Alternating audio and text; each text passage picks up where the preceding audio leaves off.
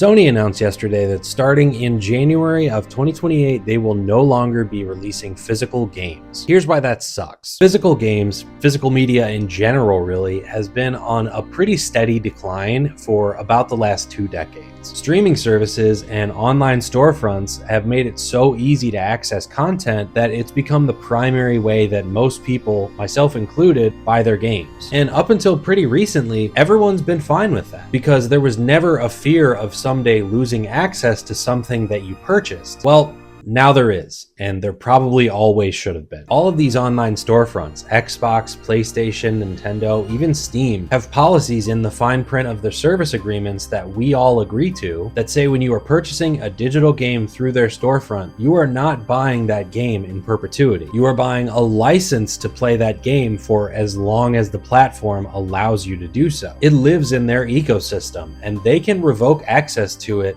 whenever they see fit. Sony just announced that over 500 movies and TV shows that people have purchased on PlayStation will be removed from their accounts on September 1st due to an expiring licensing agreement. And you can bet your ass they can and will do the same with video games. So what can we as gamers do about this? Well, in terms of future generations of PlayStation, unfortunately, I think the writing is already on the wall. I think the reason they picked 2028 as the year to stop production on physical games is because that's probably when they're planning to release the PS6, and it will likely be the first PlayStation console to release where no version includes a disc drive. That might not be the case. I am not an industry insider by any means, but with this announcement coming on what many believe to be near the end of the PS5 generation, you can pretty confidently assume that the PS6 is close to finished. And if it doesn't already have a disc drive, it's likely not getting it. But for PS5 and previous generations, if you still have them, vote with your wallet. Buy physical games. I'm not saying go out and spend thousands on retro games from resellers. I know that market is kind of a cesspool right now. Unless you have the money for it, then go crazy. But if there's a game that you were already planning on buying and it has a physical edition, go buy it. Build out a physical collection again like we had when we were kids. Show these corporations that there is still a demand for physical media and ultimately actually owning your games. I love PlayStation. I know that's an unfortunate thing to say after all of this, but I do. The games that specifically PlayStation makes have been so impactful to me that I literally have one on my arm forever. And I've been part of the problem. I don't think I've bought a single new physical game this year, but it's time to change that for me and you